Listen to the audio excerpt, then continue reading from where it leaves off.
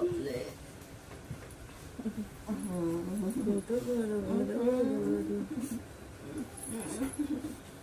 झाली झोप दादूची मजा.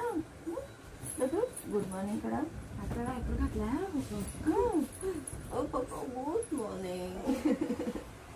दादूचं असं बिग बॉस सकाळ सुबह की 9 बजे. सुबह के 9 बजे. काय बघतो घडी. चला माझी आंघोळ झाली, आता चहा करते मस्तपैकी. अजून नाश्त्याला काय करायचं? अगं चहा तर पिऊ दे पहिले मला. तू आताच विचारलं की चहा पिले नाही मी अजून. चहा काय करून देत नाहीस तू मला लवकर. बघ सासू स्वतः चहा करते. हां सांगा तर काय करायचं नाश्त्याला? नाश्त्याला ना आपली कालची रात्रीची पोळीची आमटी आहे ना गं, आपण ना त्याच्यामध्ये मुटके बनवूया आज. माहिती आहे का तुला मुटके म्हणजे काय? नाही काय असते? रात्रीची आमटी असते ना पोळ्याची उरलेली, त्याच्यामध्ये ना ज्वारीचे पिठाचे छोटे छोटे मुटके करून टाकायचे आणि त्याला छान शिजवलं ना लय भारी लागतात. बघ तर खाऊ. नवीनच ऐकायला मी तर. हां नवीनच ऐकायला मी तर. अगं आम्ही पहिले तसंच खायचो. मुटके. मुटके म्हणतात बघ, मुटके.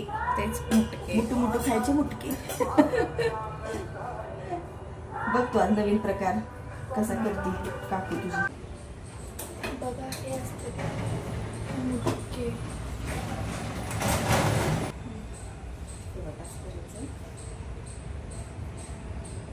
पहिले काय करायचं, थोडंसं समोर असं करून नुसतं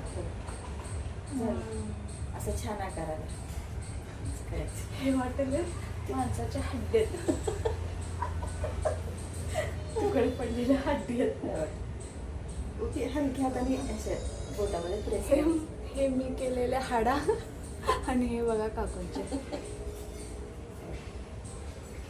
हे असं करत करत लगेच त्याच्यात टाकायचं ज्वारीचं पीठ. आपण ना त्यात मीठ बीठ नाही ना टाकलं, ज्वारीचं पीठ मिळतं लय छान लागते ग. आमटी उरली ना पोळ्याची, हे असंच करायचं सकाळचा नाश्ता. लय भारी लागतं. शिजवायचं एक 5-7 मिनिट शिजवलं ना छान शिजतं. करून ते तुझं काय तर दिसायला ग ते काटेरी माणसाचे हाडे थाडे. दीदीचा मुलाचा आवडता प्रकार आहे मुटके. बघा की तुम्ही सांगा, तुम्ही मुटके खाता का नाही? नाही, त्यांना काय विचार की पोळीची आमटी जर उरली ना तर दुसऱ्या दिवशी तुम्ही कशा पद्धतीने करून खाता. तुम्हीच विचारा. आम्ही तर असं करतो, रात्रीची पोळीची आमटी उरली तर दुसऱ्या दिवशी सकाळी ना ज्वारीचं पीठ असं छान मळायचं आणि असे छोटे छोटे असे थोडेसे लंबे असे घेऊन हातात असं नुसतं प्रेस करायचं आणि असं सोडायचं भाजीमध्ये. उकळी आली की मुटके कशा याला म्हणतात मुटके. ह्याला म्हणते मुटके. मुटके आता खाऊन बघू म्हणजे चटका बसत बघ.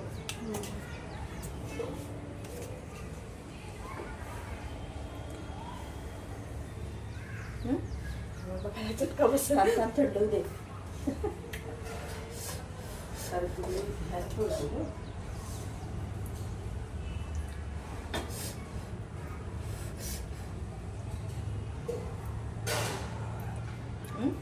छान झालं ना.